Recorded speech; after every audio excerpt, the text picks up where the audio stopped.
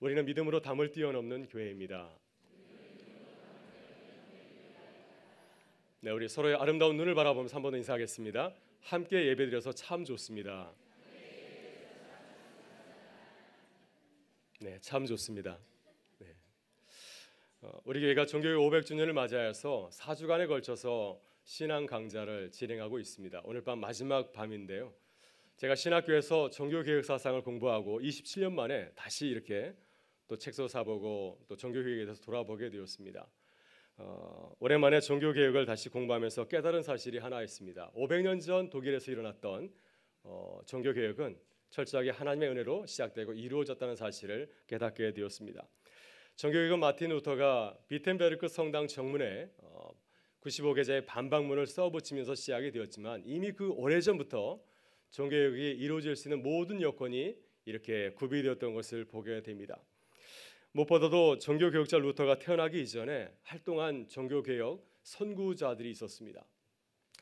한 100여 년 전에 영국의 존 위클리프는 중세교회의 성례적 문제를 이렇게 지적하였고요.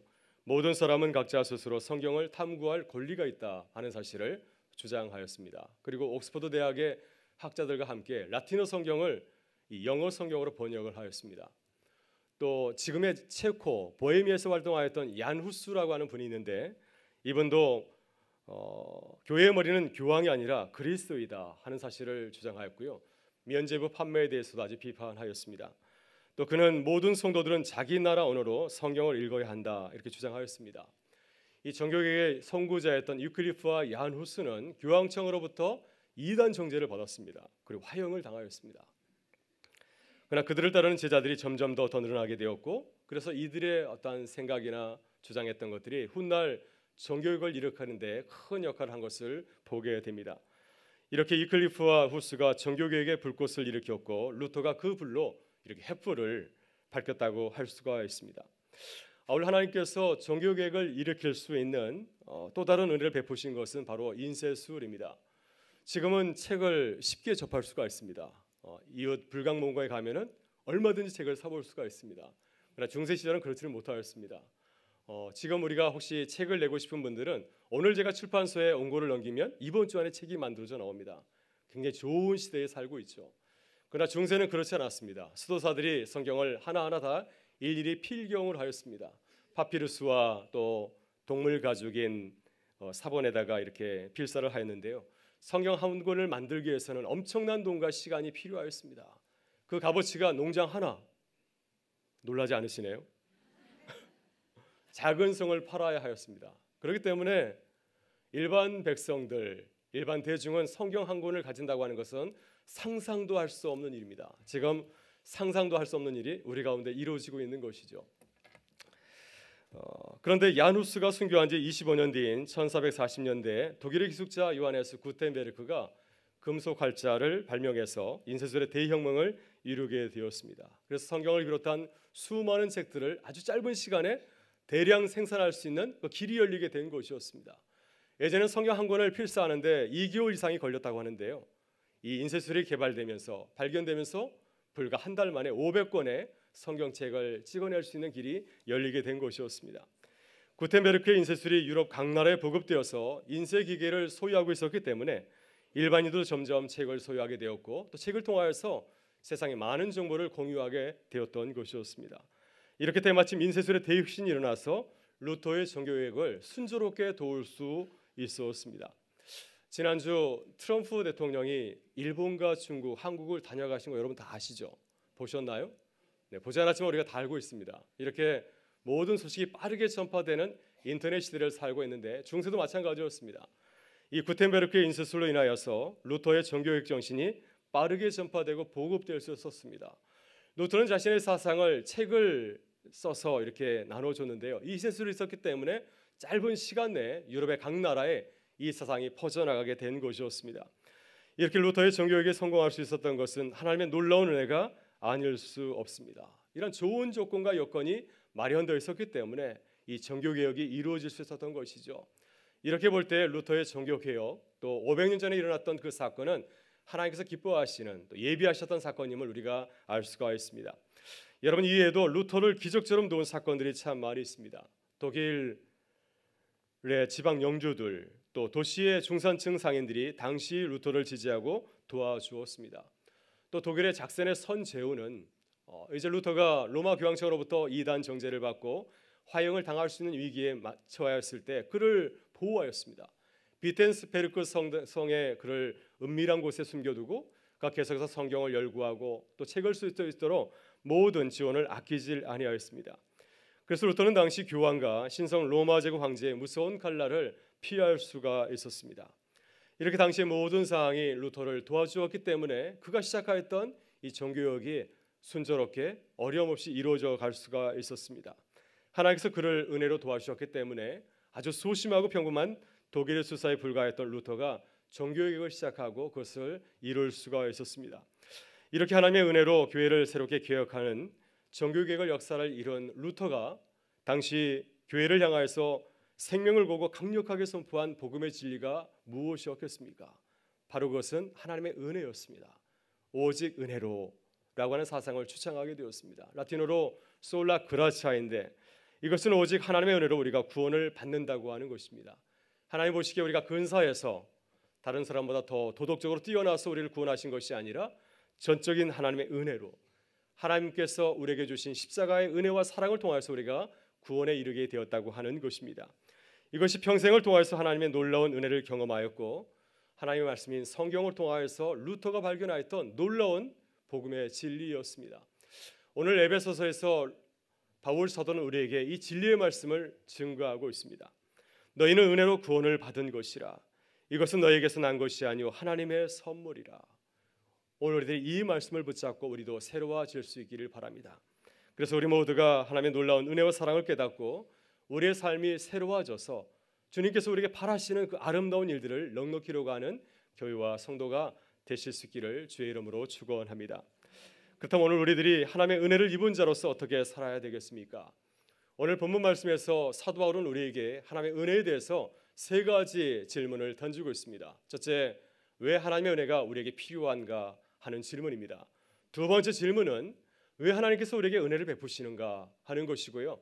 세 번째 마지막 질문은 우리가 하나님의 은혜를 입은 자로서 어떻게 살아야 되는가, 이 세 가지 질문을 우리에게 던지고 있는데 이 말씀을 통해서 우리를 향하신 하나님의 은혜를 깨닫는 시간이 될 수 있기를 바랍니다.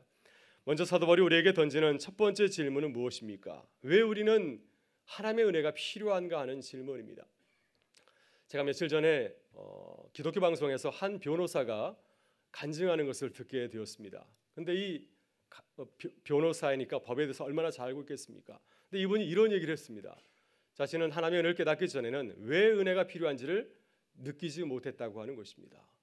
2000년 전에 돌아가셨던 예수님의 그 십자가의 사건이 나와 무슨 상관이 있는가 느껴지지 않더라는 것이죠. 또 내가 얼마나 큰 죄를 지었기에 예수님께서 사형수로 그 참혹한 그 십자가에서 죽었는가, 내가 지은 죄가 그렇게 큰가, 변호사의 눈으로 볼 때 자신의 죄가 그렇게 크게 느껴지지 않았다고 하는 것입니다. 아마 이 변호사의 생각이 많은 사람들의 생각이 아닐까 하는 생각이 듭니다. 그러나 오늘 바울 사도는 왜 하나님의 은혜가 우리에게 필요한지를 분명하게 밝히고 있습니다. 그것은 우리가 죄와 허물로 죽은 죄인이기 때문입니다. 본문 1절과 3절을 보게 되면은 바울 사도는 우리의 부끄러운 과거, 우리의 실체가 누구인지를 분명히 밝히고 있습니다. 우리가 하나님의 은혜로 구원받기 전에는 우리가 어떠한 존재였습니까? 한번 2절 말씀을 같이 한번 보도록 하겠습니다. 그때 너희는 그 가운데서 행하여 이 세상 풍조를 따르고 공중의 권세 잡은 자를 따랐으니 곧 지금 불순종의 아들들 가운데서 역사하는 영이라. 아멘. 하나님을 우리가 온전히 믿기 전에 어떻게 살았습니까? 어떻게 살았습니까? 오늘 주신 말씀을 가만히 보게 되면은 우리는 세상 풍조를 따르고 공중 권세 잡은 자를 따르지 않았습니까? 아담과 하와가 에덴 동산에서 하나님의 말씀을 따르지 아니하고 하나님께서 금기하셨던 것을 따먹은 것처럼 우리도 불순종하는 자녀로 살아가지 않았습니까? 만약 하나님께서 우리를 그냥 내버려 두셨다면 어떻게 되었을까요? 아마 우리는 아담과 하와처럼 또 탕자와 같이 하나님을 불순종하는 그 길을 걸어갔을 것입니다. 그리고 결국에는 우리의 부끄러운 허물과 죄로 인하여서 죽을 수밖에 없는 존재로 떨어지지 않았겠습니까? 또 하나 바울 사도는 우리가 하나님의 은혜가 필요한 사실을 이렇게 말씀하고 있습니다. 그 이유는 본성상 우리는 죄인이기 때문이라고 하는 것입니다. 본문 3절에서 바울은 우리의 그 죄의 유전자, 우리의 속에 숨겨져 있는 죄의 모습을 이렇게 증거하고 있습니다. 같이 한번 보실까요? 전에는 우리도 다 그 가운데서 우리 육체의 욕심을 따라 지내며 육체와 마음에 원하는 것을 하여 다른 이들과 같이 본질상 진노의 자녀이었더니. 아멘. 바울 사도는 우리에게 이렇게 말씀하고 있습니다. 본질상 너희는 진노의 자녀였다. 하나님의 진노를 사서 그 죄의 무게 때문에 하나님의 심판을 견딜 수 없는 불쌍한 죄인이었다고 하는 것입니다. 우리는 하나님의 뜻대로 생각하고 행동하는 것이 아니라 육체와 마음이 원하는 것을 따라서 할 때가 얼마나 많았습니까? 가끔 우리 자녀들을 보면 제 모습을 바라보게 됩니다. 우리 자녀들이 참 예쁘게 잘 자라다가 사춘기를 거치면서 약간 좀 이상해지질 않습니까? 그래서 부모가 원하는 것이 무엇인지를 분명히 알고 있는데도 불구하고 정반대로 하지 않아요. 그렇죠? 공부하라면 공부 안 합니다. 그래서 공부해서 남주냐 하면은 공부 안 하니까 공부해서 남주자. 그러니까 공부하더라는 것이죠. 이렇게 우리가 사춘기를 지내면서 아이들이 많이 이렇게 어긋나게 하는데 하나님 앞에서 우리의 모습이 그러지 않았나 하는 생각이 듭니다. 첫사람 아담처럼 하나님의 말씀을 거역하기를 좋아하고 멸망의 길 가기를 얼마나 좋아하였습니까? 바로 여기에 전적인 하나님의 은혜가 필요한 이유가 있습니다. 왜냐하면 우리는 완전히 타락하고 부패한 죄인이었기 때문이었습니다. 하나님께서 우리에게 은혜를 베풀어 주지 아니하면 우리는 도저히 구원에 이를 수 없는 죄인 중에 죄인이었기 때문입니다. 여러분, 루터는 이 놀라운 하나님의 은혜를 깨닫고 책 한 권을 썼는데 그 책의 이름은 노예의지론입니다. 루터가 이 노예의지론 책을 쓰게 된 중요한 동기가 있습니다. 루터 당시에 아주 유명한 인문주의자 에라스무스라고 있었습니다. 이 에라스무스가 책 한 권을 썼는데 그 책의 이름은 자유의지론입니다. 그의 주장에 따르면 우리가 구원에 이르는 것은 우리의 자유의지 때문이라고 하는 것입니다. 우리가 우리의 자유의지를 가지고 주님을 믿었기 때문에 구원에 이른 것이라고 하는 겁니다. 그래서 우리의 구원은 하나님께서 우리를 도와주시고 또 우리를 하나님을 도와주셨기 때문에 신인 협동해서 하나님과 우리가 함께 힘을 모아서 구원에 이르게 되었다고 하는 것입니다. 그래서 에라스무스는 우리의 자유의지를 아주 근사하게 아주 높게 평가하였습니다. 그러나 이에 대해서 루터는 강력히 반발하였습니다. 우리 인간은 자유의지를 가지고 있는 것이 아니라 노예의지를 가지고 있다고 하는 것입니다. 오늘 본문에서 사도 바울이 말씀하는 것처럼 우리는 하나님의 말씀을 듣고 그 말씀대로 살아가고 애쓰는 아주 근사한 아주 건강한 자유의지를 가지고 있는 것이 아니라 어떻게 하면 하나님의 뜻을 따르지 않을까? 어떻게 하면 벗어날 수 있을까? 어떻게 하면 도망갈 수 있을까? 이런 병약한 노예의지를 가지고 있다고 하는 것입니다. 따라서 우리는 하나님의 은혜가 아니면 도저히 구원에 이를 수 없다고 하는 것이 루터가 우리에게 증거하는 말씀입니다. 여러분, 다시 한번 우리의 모습을 가만히 돌아볼 수 있기를 바랍니다. 과연 우리가 하나님의 은혜가 없이도 구원에 이를 수 있는가? 우리는 하나님의 은혜가 아니면 도저히 구원에 이를 수 없는 존재인 줄 믿습니다. 다시금 우리의 삶의 자리에서 하나님의 은혜를 간절히 사모하며 그 은혜 가운데 거하는 우리 모든 주의 백성들 되실 수 있기를 바랍니다. 다음으로 사도 바울이 하나님의 은혜에 대해서 두 번째 던지는 질문은 무엇입니까? 그렇다면 왜 이렇게 무익한 죄인들 하나님께서 은혜를 베푸시는가 하는 것입니다. 저는 예수님께서 말씀하신 탕자의 비유를 참 좋아하지만 참 오랫동안 이 비유의 진짜 의미를 깨닫지 못하였습니다. 그래서 참 이해하기 힘든 하나님의 예수님의 비유의 말씀이라고 생각을 하였습니다. 여러분, 정상적인 사람이라면 탕자의 아버지를 이해하기가 쉽지 않습니다. 아버지가 버젓이 살아계시는데도 불구하고 유산을 달라고 해서 도망친 그 아들을 어떻게 품을 수 있습니까? 아버지의 생명과 안전은 조금도 생각하지 아니하고 자신의 욕심을 채우기에 급급한 그 아들 어떻게 품을 수가 있습니까? 또 그 많은 유산을 단시간에 다 탕진해 버리고 알거지가 되어서 돌아온 그 아들을 어떻게 사랑으로 보듬어 안을 수 있습니까? 누구라도 탕자의 아버지라면 이런 아들을 품고 용서하기가 쉽지 않을 것입니다. 그런데 탕자의 아버지는 어떻게 자신에게 큰 깊은 상처와 또 수치를 안겨준 그 아들을 품을 수 있었을까요? 그래서 탕자의 아버지는 다른 사람이 소유하지 못한 놀라운 두 가지의 능력을 가지고 있었기 때문이었습니다. 그 하나는 바로 그의 놀라운 사랑입니다. 탕자의 아버지는 누구도 따라올 수 없는 놀라운 사랑을 가진 아버지였습니다. 이 아버지는 매일같이 아들을 기다렸습니다. 아들이 마을에 나타나자 가장 먼저 뛰어나가서 그 아들을 품었습니다. 혹시라도 많은 사람들이 내 아들을 보고 돌팔매질 할 줄 몰라서 가을에 이 마을에 큰 수치를 안겨진 그 아들에게 못된 짓을 할 수도 있겠다 생각해서 가장 먼저 가서 그 아들을 이렇게 보호한 것이었습니다. 이렇게 탕자의 아버지는 정말 큰 사랑을 가진 아버지였습니다. 또 하나, 이 아버지는 놀라운 능력을 가지신 분이었습니다. 탕자의 아버지는 얼마든지 아들을 새롭게 할 수 있는 모든 조건과 능력을 가지신 분이었습니다. 그래서 아들이 돌아왔을 때 어떻게 하였습니까?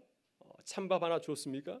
그리하지 아니하고 그 아들에게 새 신발을 신겨주고 새 옷을 입혀주고 또 그 손에 아들을 가리키는 인장 반지를 끼워줬고요. 또 살진 송아지를 잡아서 마을 사람들을 다 초대해서 큰 잔치를 배설하였습니다. 이것이 무엇을 의미합니까? 이 아버지는 능력 있는 아버지라고 하는 것이죠. 이 아들을 새롭게 하는 데서 조금도 부족함 없는 아버지라는 사실을 이 비유의 말씀이 우리에게 전해주고 있습니다. 여러분, 예수님은 바로 탕자의 아버지가 우리를 사랑하시는 하나님이라고 우리에게 말씀하고 있습니다. 우리들이 이 탕자의 비유를 통하여서 우리 아버지 하나님을 만나실 수 있기를 바랍니다. 오늘 사도 바울은 우리에게 놀라운 은혜를 베푸시는 하나님을 소개하고 있습니다. 여러분, 하나님을 어떤 분이라고 생각하고 있습니까?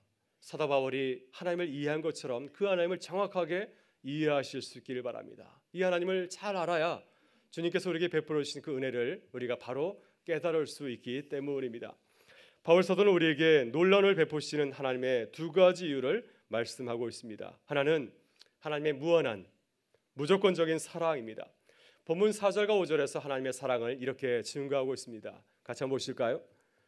공의를 풍성하신 하나님이 우리를 사랑하신 그 큰 사랑으로 인하여 허물로 죽은 우리를 그리스도와 함께 살리셨고 너희는 은혜로 구원을 받은 것이라. 아멘. 네. 하나님을 어떻게 소개하고 있습니까? 긍휼이 풍성하신 하나님, 우리를 사랑으로 큰 사랑을 베풀어 주시는 분, 큰 사랑을 가지신 분이라고 말씀하고 있습니다. 무조건적인 사랑을 가지신 분입니다. 하나님 우리를 사랑하셔서 모든 것을 다 버리시고 포기하신 분입니다. 하나님은 하늘의 모든 영광을 버리시고 사람이 되셨습니다. 창조주가 사람이 되었고요. 또 우리를 구원하기 위해서 가장 참혹한 사형들이었던 십자가에서 사형수로 죽기까지 하셨습니다. 이렇게 하나님은 탕자의 아버지처럼 우리를 한없이 사랑하셨기 때문에 자신의 모든 것을 다 포기하고 다 내어주신 것이었습니다. 그래서 십자가는 하나님이 우리를 얼마나 사랑하는지를 보여주는 구체적인 증거인 줄 믿습니다. 또 하나님의 용서와 구원의 능력이 있었기 때문에 우리에게 사랑을 베푸시는 것이죠. 본문 6절에서 이렇게 증거하고 있습니다. 같이 한번 보시겠습니다. 또 함께 일으키사 그리스도 예수 안에서 함께 하늘에 앉히시니. 네, 하나님은 놀라운 능력을 가지신 분입니다. 어떤 면에서 하나님이 놀라운 능력을 가지신 분이시죠? 우리를 구원을 하는 데 있어서 조금도 부족함이 없는 분이시라고 하는 것입니다. 예수님께서 죽음에서 부활해 하늘에 올라가신 것처럼 하나님은 우리를 그렇게 하실 것이라고 하는 것이죠. 죄와 허물로 죽은 우리를 구원하셔서 하늘로 올리실 것이라고 말씀을 하고 있습니다. 우리도 예수님처럼 다시 살아나서 영원하게 살게 될 것이라는 사실을 믿게 하시려고 예수께서 우리에게 오셔서 십자가에 달려 죽으신 것이라고 하는 것입니다. 탕자의 아버지가 탕자를 다시 온전한 아들로 거듭함에 있어서 조금 더 부족함이 없었던 것처럼 하늘에 계신 우리 아버지께서도 우리를 온전하게 하는데 조금 더 부족함이 없는 무한한 능력을 가지신 분이라고 하는 사실입니다. 이 놀라우신 하나님의 사랑과 구원의 능력을 날마다 묵상하실 수 있기를 바랍니다. 여러분, 종교학자 마틴 루터도 이 십자가를 통하여서 하나님을 만났습니다. 루터는 젊은 시절 오랫동안 죄의 무게와 죽음의 공포 가운데 눌려 지났습니다. 그런데 이 십자가를 통하여서 하나님을 만나게 되었습니다. 그분은 나를 무한히 사랑하시는 분, 나를 구원하시는 분이라는 사실을 깨닫게 되었고요. 그 십자가를 바라볼 때 그는 온전한 자유함을 누리면서 이 땅을 살아가게 되었고 또 종교개혁을 시작하게 된 것이었습니다. 그래서 그는 자신의 그 신학 사상을 이렇게 불렀습니다. 십자가의 신학이라. 나의 신앙은 십자가의 신학이라. 십자가 안에 하나님의 모든 사랑과 은혜가 담겨 있다고 하는 것입니다. 그래서 이 십자가의 신학을 종교개혁을 시작하면서 많은 교회에 이렇게 주장하게 되었습니다. 여러분, 오늘 우리도 이 십자가를 바라보면서 하나님을 만나고 하나님의 크신 은혜와 사랑을 깨닫고 그 사랑을 전하는 교회와 성도들이 되실 수 있기를 주의 이름으로 축원합니다. 마지막으로 사도 바울이 하나님의 은혜에 대해서 던지는 마지막 질문은 무엇입니까? 우리가 이렇게 놀라운 은혜를 입은 자라면 어떻게 살아가야 될 것인가 하는 그런 질문입니다. 이것이 하나님께서 우리에게 은혜를 베푸시는 궁극적인 목적이라 할 수 있습니다. 여러분, 우리들이 오늘 탕자의 비유를 잠시 나눠보았는데요. 왜 탕자의 아버지가 아들에게 이 놀라운 사랑을 부어주었을까요? 아무런 이유가 없을까요? 그냥 사랑을 베푼 겁니까? 이 아버지의 마음이 무엇이겠습니까? 내 아들이 온전한 아들이 되는 거 아니겠습니까? 내 사랑하는 아들로 다시 돌아와서 아버지를 기쁘게 하고 또 아버지의 은혜와 사랑을 많은 사람에게 나눠주는 그런 아들이 되는 거, 이것이 아버지의 간절한 바람이 아니겠습니까? 오늘 본문의 사도 바울은 우리에게 은혜를 베푸시는 하나님의 선한 뜻을 분명히 말씀하고 있습니다. 저 하나님께서 우리에게 원하시는 것은 무엇입니까? 주님께서 우리에게 베풀어 주신 그 선하신 뜻을 모든 사람에게 알리는 것이 아니겠습니까? 7절에서 이렇게 증거하고 있습니다. 같이 한번 읽어보겠습니다. 이는 그리스도 예수 안에서 우리에게 자비하심으로써 그 은혜의 지극히 풍성함을 오는 여러 세대에 나타나게 하려 하심이라. 아멘. 하나님께서 우리에게 바라시는 것은 주님의 사랑을 모든 세대에게, 많은 사람들에게 알리고 나눠주는 것입니다. 그 은혜의 지극히 풍성함을 오는 여러 세대에 나타나게 하려 하심이라. 여러분, 독특한 것은 아무것도 없습니다. 십자가에서 발견한 그 하나님, 그 은혜를 나누고자 한 것입니다. 그 은혜를 나누다 보니까 정교육이 시작하게 되었습니다. 우리도 마찬가지이죠. 주님께서 우리에게 베풀어 주신 은혜를 우리가 감사함으로 나아갈 때 주님께서는 우리를 통하여서 당신의 아름다운 일을 시작하시고 이루어 가실 줄 믿습니다. 둘째, 하나님은 우리들이 하나님 앞에서 겸손한 자들이 되기를 원하시는 줄 믿습니다. 우리 8절과 9절의 말씀을 같이 한번 보겠습니다. 너희는 그 은혜에 의하여 믿음으로 말미암아 구원을 받았으니 이것은 너희에게서 난 것이 아니요 하나님의 선물이라. 행위에서 난 것이 아니니 이는 누구든지 자랑하지 못하게 함이라. 아멘. 여러분, 라틴어로 은혜를 그라치아라고 합니다. 그라치아는 공짜라는 뜻입니다. 또 선물이라는 뜻을 담고 있습니다. 바울은 이렇게 증거합니다. 우리가 구원을 얻은 것은, 물론 우리가 믿음으로 구원을 얻었지만은 그것은 전적으로 하나님의 은혜라고 하는 것입니다. 우리가 뭔가 근사한 일에서 우리가 구원에 이른 것이 아니라 전적으로 하나님께서 사랑과 구원의 능력을 가지고서 우리를 구원해 주셨다. 이거 모든 것은 은혜로, 공짜로 이루어졌다고 말씀을 하고 있습니다. 여러분, 미국의 슈퍼마켓에 가면은 물건 하나 사면 물건 하나를 공짜로 주는 그런 게 있습니다. 모르셨죠? 네, 이것을 영어로 바이 원 겟 원 프리라고 하고요. 우리나라에서도 1+1이 있습니다. 하나 물건을 사면 하나를 공짜로 주는 겁니다. 조건이 있습니다. 무조건 하나를 그냥 주는 것이 아니라 하나를 사야 다른 하나를 주는 것이죠. 그래서 먼저 물건 하나만 가져오면은 큰일 납니다. 그죠? 다 아시는 것 같아요. 네, 저는 이것이 하나님의 은혜를 잘 설명하고 있다고 생각을 합니다. 우리가 구원을 얻은 것은 거저 얻은 것이 아니라 예수님께서 우리를 위해서 죽으셨기 때문입니다. 그분이 우리를 위해서 먼저 하나를 사셨기 때문에, 우리의 구원을 사셨기 때문에, 우리가 구원에 이를 수 있는 모든 죄값을 다 치렀기 때문에 그 은혜로 우리가 구원을 얻은 것이죠. 이것이 하나님의 은혜의 법칙입니다. 바이 원 겟 원 프리, 이것이 천국에서 통하는 하나님의 은혜의 법칙인 줄 믿습니다. 따라서 우리가 구원을 얻은 거 자랑할 수 있을까요? 우린 자랑할 수 없습니다. 우리의 공로로 된 것이 아니라 전적으로 하나님의 은혜로 되어졌기 때문에 우리는 우리를 자랑할 수 없죠. 우리가 할 수 있는 것은 우리를 내세우는 것이 아니라 하나님의 은혜와 사랑을 자랑해야 될 줄 믿습니다. 이 은혜를 깊이 깨닫고 겸손하게 주님의 사랑을 전하는 우리 교회와 성도들이 되실 수 있기를 바랍니다. 셋째, 하나님은 우리들이 하나님의 선한 일을 감당하기를 원하십니다. 마지막으로 10절에서 이렇게 증거하고 있습니다. 같이 보겠습니다.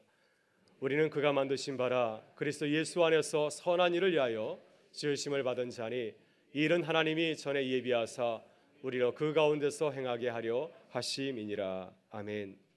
하나님께서 우리를 부르신 이유는 한 가지입니다.